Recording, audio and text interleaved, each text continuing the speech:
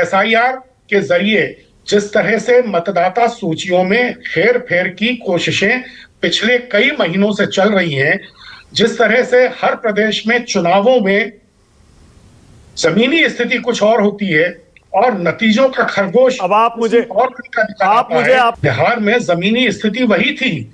अब नतीजों से तो सब हैरत में हैं। खुद भारतीय जनता पार्टी के लोग हैरत में हैं, खुद राष्ट्रीय स्वयंसेवक संघ के लोग हैरत में हैं। नतीजों पर मत जाइए, जमीनी स्थिति पर जाइए। जमीनी स्थिति कैसी थी बिहार में आप भी जानते हैं, हरियाणा में कैसी थी, मध्य प्रदेश में कैसी थी, राजस्थान में कैसी थी, छत्तीसगढ़ में कैसी थी। जमीनी स्थिति मैं आपको बता रहा हूं, फिर मैं दोहराऊंगा तो आप कहेंगे मैं दोहरा रहा हूं। 161 लोकसभा के चुनाव में 161 प्लस 79 ऐसे 240 सीटें भारतीय जनता पार्टी को मिली। लोकसभा के समय पर भी जमीनी स्थिति यही थी।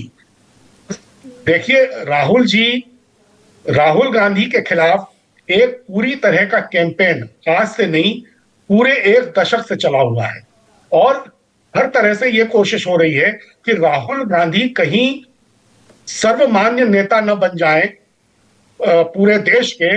इसके लिए जो करना पड़े वो भारतीय जनता पार्टी कर रही है। मैं मानता हूं, जैसे तहसीन पूनावाला ने कुछ जो चीजें हैं वो उठाई और उन्होंने एक तरह से ये इशारा किया कि कांग्रेस पार्टी में भी और राहुल गांधी को अपनी कार्यशैली में भी बहुत से सुधार करने की जरूरत है। राहुल में कुछ खामियां हो सकती हैं, लेकिन क्या इस वजह से हम नरेंद्र भाई को सर्वगुण संपन्न मान लेंगे?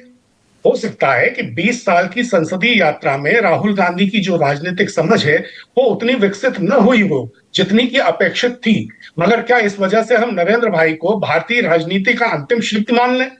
हो सकता है कि राहुल गांधी की जो कांग्रेस पार्टी की जो सांगठनिक कमजोरी है, उसका जो बीज गणित है, उसका समाधान निकालने में राहुल गांधी कामयाब ना हो पा रहे हो, ये हो सकता है। लेकिन क्या इस वजह से हम जो भारतीय जनता पार्टी का संगठनवाद है, रेजिमेंटेशन है, उसकी सियासत को हम आज राजनीति की अंतिम परिभाषा के तौर पर स्वीकार कर लें? तो यह भी नहीं हो सकता।